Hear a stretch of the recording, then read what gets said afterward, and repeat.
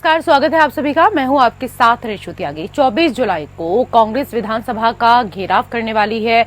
इसके लिए प्रदेश के समस्त जिलों में लगातार कांग्रेस पीसीसी चीफ और दिग्गज नेताओं द्वारा कांग्रेस पदाधिकारियों और कार्यकर्ताओं की बैठक की गई। दुर्ग स्थित राजीव भवन में भी पदाधिकारियों और कार्यकर्ताओं की बैठक हुई है, जिसमें प्रदेश अध्यक्ष दीपक बैज, पूर्व मुख्यमंत्री भूपेश बघेल, पूर्व गृह मंत्री ताम्रध्वज साहू और अन्य नेताओं द्वारा पार्टी पदाधिकारियों की बैठक की गई। बैठक में विधानसभा घेराव के लिए रणनीति तैयार की गई, जिसमें अधिक से अधिक कार्यकर्ताओं को शामिल होने की बात कही गई है। आपको बता दें कि प्रदेश में बिगड़ती कानून व्यवस्था को लेकर कांग्रेस द्वारा ये घेराव किया जाएगा।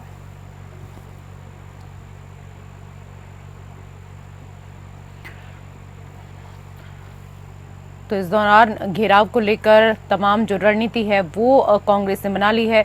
24 जुलाई को कांग्रेस विधानसभा का घेराव करने वाली है और इसके लिए प्रदेश के सभी जिलों में लगातार कांग्रेस पीसीसी चीफ और दिग्गज नेताओं द्वारा कांग्रेस पदाधिकारियों और कार्यकर्ताओं की बैठक की गई है। दुर्ग स्थित राजीव भवन में भी पदाधिकारियों और कार्यकर्ताओं की बैठक हुई है, जिसमें प्रदेश अध्यक्ष दीपक बैज, पूर्व मुख्यमंत्री भूपेश बघेल, पूर्व गृह मंत्री ताम्रध्वज साहू और अन्य नेताओं द्वारा पार्टी पदाधिकारियों की बैठक हुई है। बैठक में विधानसभा घेराव के लिए रणनीति तैयार की गई है, जिसमें अधिक से अधिक कार्यकर्ताओं को शामिल करने के लिए कहा गया है।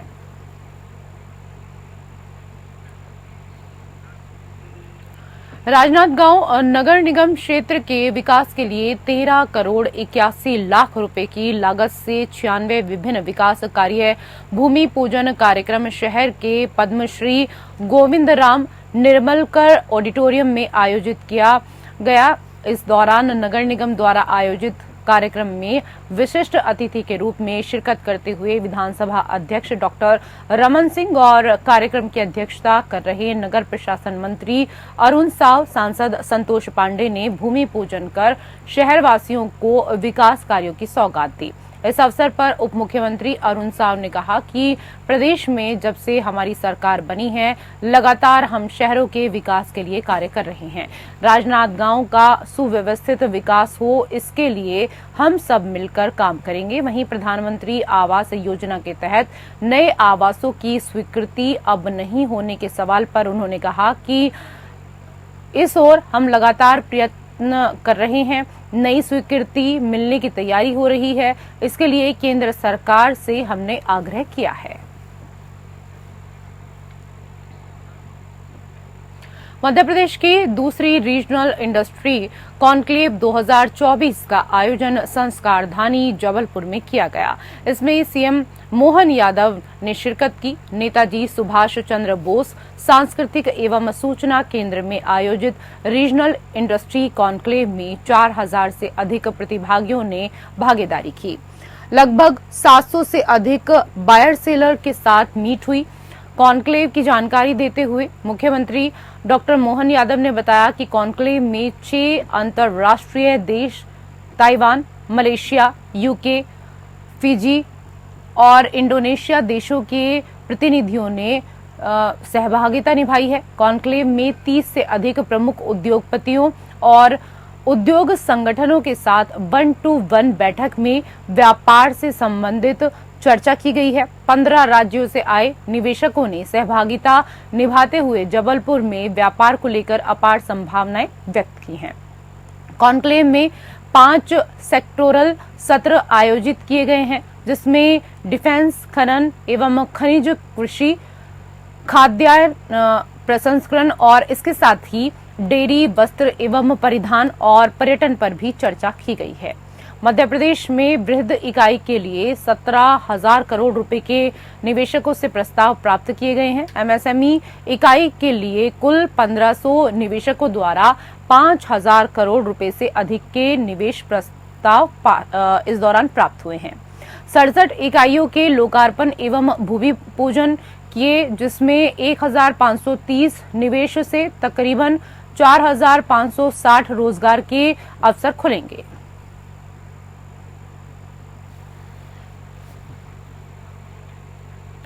उधर रील बनाने का शौक एक युवक के जीवन पर भारी पड़ गया। ताजा मामला मध्य प्रदेश के मुरैना से सामने आया है, जहां एक 11 साल के मासूम की जान रील बचाने के चक्कर में चली गई। दरअसल हैरान कर देने वाला एक वीडियो सामने आया है, जिसमें छात्र अपने गले में फंदा डालकर तड़पता हुआ नजर आ रहा है। बताया जा रहा है कि छात्र गले में फंदा डालकर रील बना रहा था, इसी दौरान उसकी जान चली गई। पूरी घटना मध्य प्रदेश के अंबा की है। जानकारी के अनुसार मृतक बच्चे का नाम करण परमार है।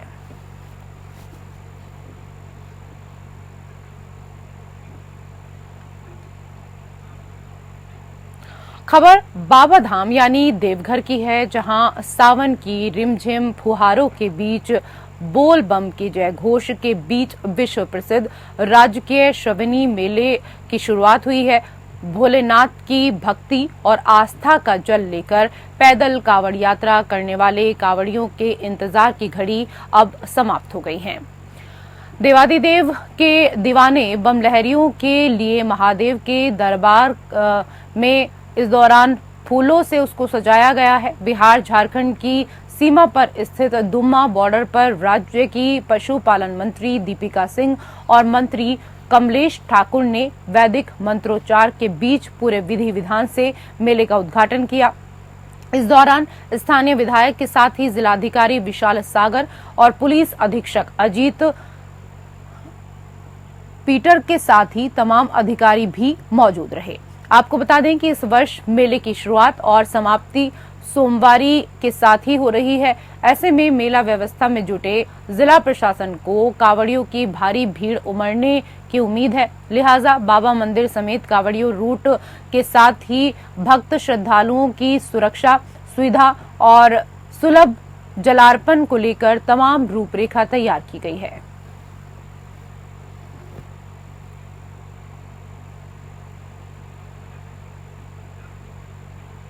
उधर जामताड़ा परिसदन में रविंद्रनाथ महतो ने जिला अंतर्गत चल रहे विकास कार्यों की समीक्षा बैठक करने वो पहुंचे। इससे पूर्व जामताड़ा उपायुक्त सहाय ने विधानसभा अध्यक्ष को गुलदस्ता देकर स्वागत किया।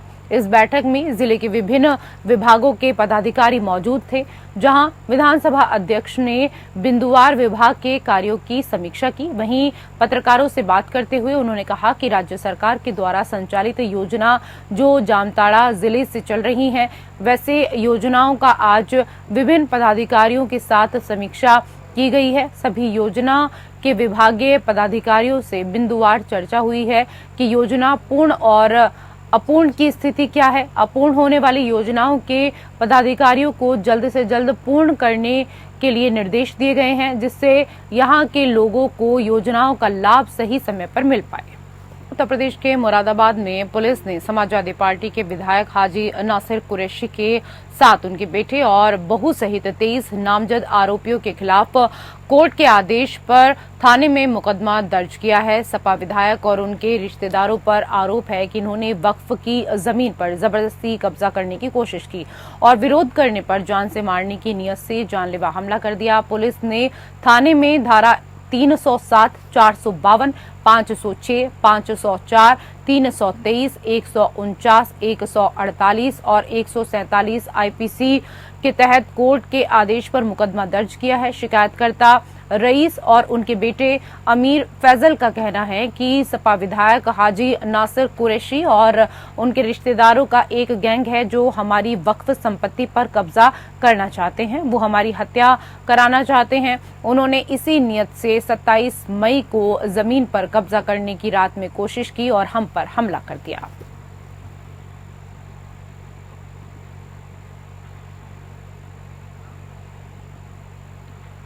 उधर नए भारत के नए कश्मीर में प्राकृतिक छटा एवं पहाड़ों के बीच पिछले दिनों उत्तर प्रदेश सरकार के औद्योगिक विकास मंत्री नंद गोपाल गुप्ता नंदी के पुत्र अभिषेक कृष्णिका का विवाह समारोह संपन्न होने के बाद प्रयागराज में भव्य आशीर्वाद समारोह आयोजित किया गया। इस समारोह में सम्मिलित होते हुए उत्तर प्रदेश के मुख्यमंत्री योगी आदित्यनाथ, उप मुख्यमंत्री केशव प्रसाद मौर्य, भारतीय जनता पार्टी उत्तर प्रदेश के प्रदेश अध्यक्ष भूपेंद्र सिंह चौधरी, आध्यात्मिक योग गुरु स्वामी रामदेव ने मंत्री नंदी के घर जाकर जोड़े को आशीर्वाद दिया।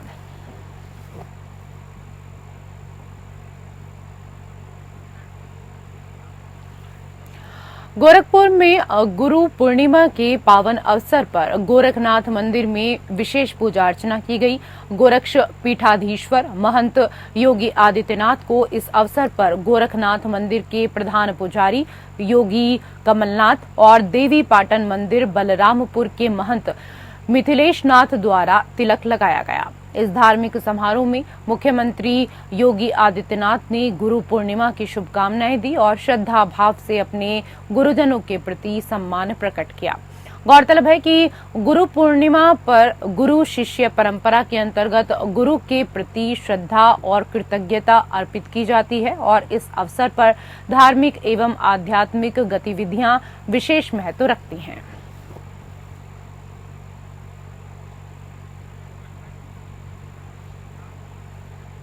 यूपी में योगी सरकार ने कांवड़ यात्रा के रास्तों पर दुकानदारों के नाम लिखवाने का फरमान सुनाया तो सियासत गरमाते देर नहीं लगी।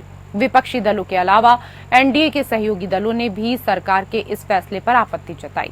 जेडीयू एलजेपी के बाद अब राष्ट्रीय लोकदल ने इस फैसले पर सवाल उठाए हैं। आरएलडी प्रमुख जयंत चौधरी ने कहा कि कांवड़ यात्रियों की सेवा सब करते हैं, ना तो कांवड़ लेकर जाने वाला व्यक्ति कोई किसी की पहचान करता है।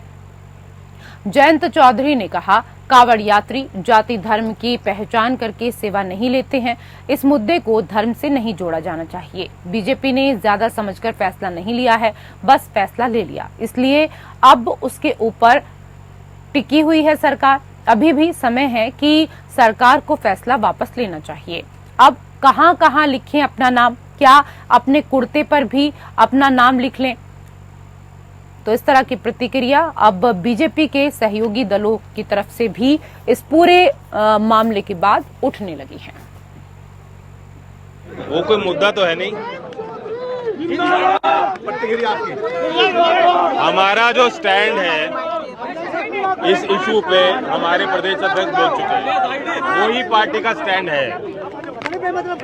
और जो कावड़ लेके जाते हैं उनकी सेवा में सभी लोग लगते हैं। ना तो कावड़ लेके जाने वाला व्यक्ति कोई पहचान करता है, जो सेवादार है उनकी वो एक आशीर्वाद की तरह वो प्राप्त करते हैं, ग्रहण करते हैं और आगे चलते हैं अपने काम। कोई इस हिसाब से जाति या धर्म के पहचान करके सेवा नहीं लेता और ना ही इस मामले को धर्म जाति से जोड़ा जाना चाहिए।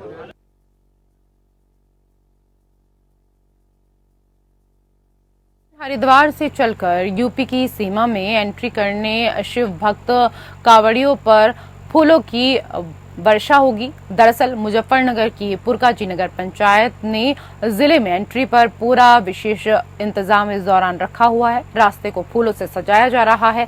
उत्तराखंड की सीमा समाप्त होते ही उत्तर प्रदेश के जनपद मुजफ्फरनगर में कांवड़ियों की एंट्री इस दौरान होगी और इस दौरान शिव भक्त कांवड़ियों पर फूलों की वर्षा होगी।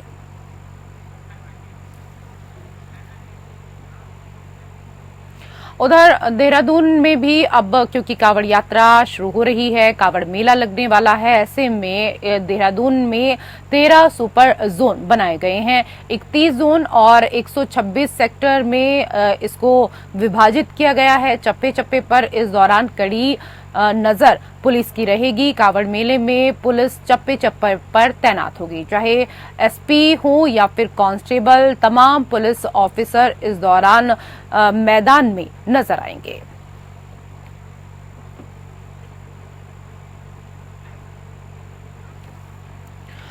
उत्तराखंड में अग्निवीरों को सरकार अब आरक्षण देगी। मुख्यमंत्री पुष्कर सिंह धामी ने एक कार्यक्रम के दौरान इसकी घोषणा की है। सीएम धामी ने कहा कि सरकार ने पहले ही निर्णय लिया था कि प्रदेश के अग्निवीरों को सरकारी विभागों में नियुक्तियां दी जाएंगी।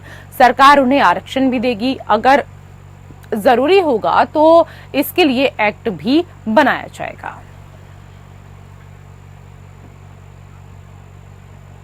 उधर गौरीकुंड केदारनाथ मार्ग पर एक बड़ा हादसा हुआ है। चिरबासा के पास पहाड़ी से अचानक भारी मात्रा में मलबा और बोल्डर गिर गया। जिसकी वजह से जिला आपदा प्रबंधन अधिकारी नंदन सिंह ने बताया कि इस दौरान तीर्थ यात्रियों में से 3 लोगों की जान चली गई है, जबकि 5 घायल हो गए हैं। घायलों में 2 तीर्थयात्री महाराष्ट्र के और अन्य स्थान के बताए जा रहे हैं। घायलों को उपचार के लिए गौरीकुंड अस्पताल भेजा गया है। घटना सुबह 7:30 बजे की बताई जा रही है। हादसे की सूचना मिलते ही पुलिस प्रशासन की टीम मौके पर पहुंची। राहत और बचाव कार्य जारी है। केदारनाथ यात्रा मार्ग पर हुए हादसे को लेकर सीएम धामी ने दुख जताया। उन्होंने सोशल मीडिया पर पोस्ट करते हुए लिखा, पहाड़ से मलबा और भारी पत्थर गिरने से कुछ यात्रियों के हताहत होने का समाचार अत्यंत दुखद है। घटनास्थल पर राहत एवं बचाव कार्य जारी है। इस संबंध में निरंतर अधिकारियों के संपर्क में हूं। हादसे में घायल हुए लोगों को त्वरित रूप से बेहतर उपचार उपलब्ध करवाने के निर्देश दे दिए हैं। साथ ही उन्होंने ईश्वर से दिवंगतों की आत्मा के लिए श्री चरणों में स्थान देने और कहा कि शोकाकुल परिजनों के लिए यह असीम दुख का समय है। ईश्वर से प्रार्थना करता हूं कि दुख सहन करने की शक्ति उनको प्रदान करे।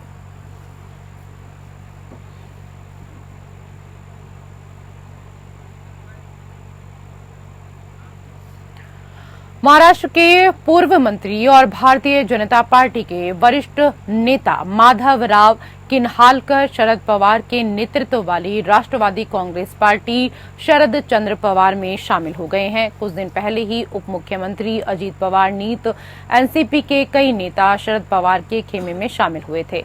महाराष्ट्र में आगामी विधानसभा चुनाव से पहले राज्य में बदलते राजनीतिक परिदृश्य के एक संकेत के तौर पर अजीत पवार खेमे के सदस्य और विधायक अतुल बेनके ने दिन में शिरूर के सांसद अमोल कोहले के पुणे आवास पर शरद पवार से मुलाकात की थी। अजीत पवार नीत एनसीपी के वरिष्ठ नेता और मंत्री छगन भुजबल ने हाल ही में पुणे में शरद पवार से उनके आवास पर मुलाकात की थी और ओबीसी मराठा विवाद के समाधान में उनके हस्तक्षेप करने की मांग की थी। उल्लेखनीय है कि किन्हालकर इससे पहले भोकर के विधायक रह चुके हैं, जिसका प्रतिनिधित्व पूर्व मुख्यमंत्री अशोक चव्हाण बीजेपी में शामिल होने से पहले तक कर रहे थे। हाल में हुए लोकसभा चुनावों में विपक्षी महाविकास अघाड़ी के शानदार प्रदर्शन करने के कारण महाराष्ट्र की सियासत में बदलाव देखने को मिला। वहीं किन्हालकर ने बीजेपी का साथ छोड़ने के पीछे पार्टी के बदले हुए चरित्र को कारण बताया। साथ ही उन्होंने बीजेपी पर राष्ट्रद्रोह का आरोप लगाया।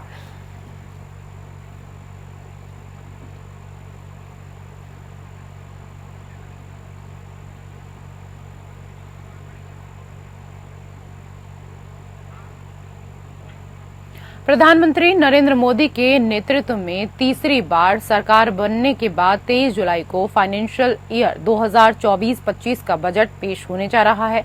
वित्त मंत्री निर्मला सीतारमण इस बजट को पेश करेंगी। पेश होने वाले बजट को लेकर व्यापारी, आम जनता क्या कुछ सोचती है, हमारे संवाददाता ने खास बातचीत आम लोगों से की है। उनका क्या कुछ कहना था, आप भी देखिए।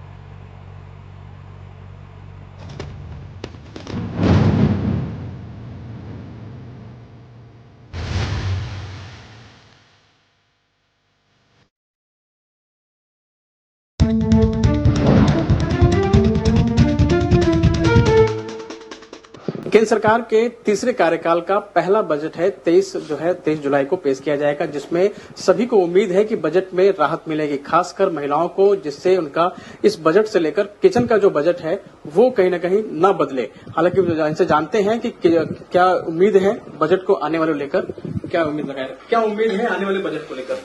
नमस्ते सभी को।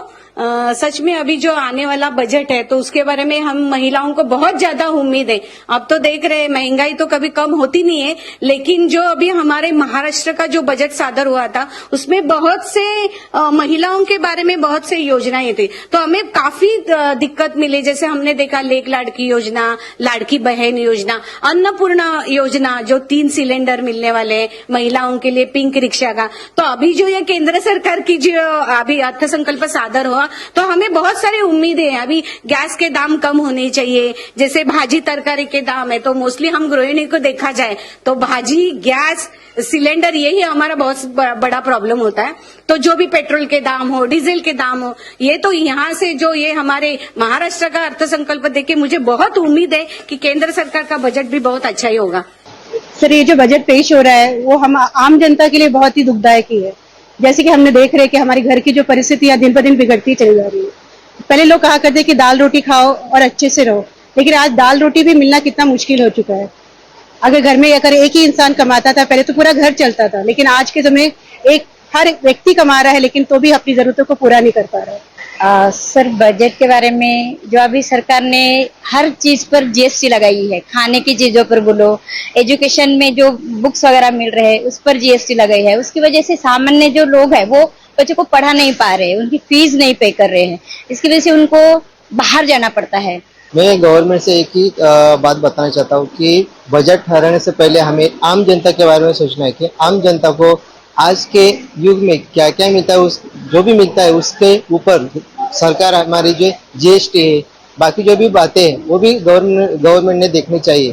क्योंकि देखा जाए तो आज देखने के लिए मिलता है कि जो भी किसान है वो ज्यादा से ज्यादा आत्महत्या करते हैं। हमारी देश की जो वित्त मंत्री है निर्मला सीतारमण, इनका ये छठा बजट है और पहला अंतरिम बजट है, और नरेंद्र मोदी सरकार का ये 12वां बजट है और दूसरा अंतरिम बजट है। तो इस बजट में गरीब, युवा, अन्नदाता, किसान, इन पर नजर होगी, और सबसे तेजी से बढ़ती हुई जो हमारी अर्थव्यवस्था है उस पर भी नजर रहेगी सरकार की।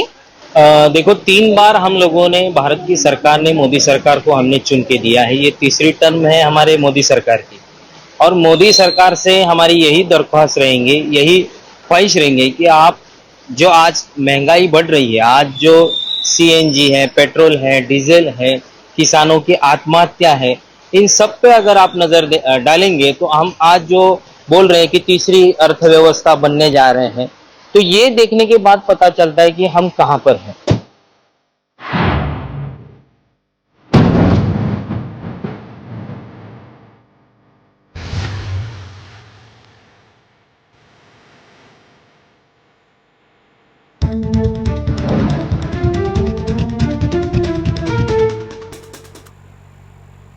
फिलहाल इस बुलेटिन में मेरे साथ इतना ही। नमस्कार।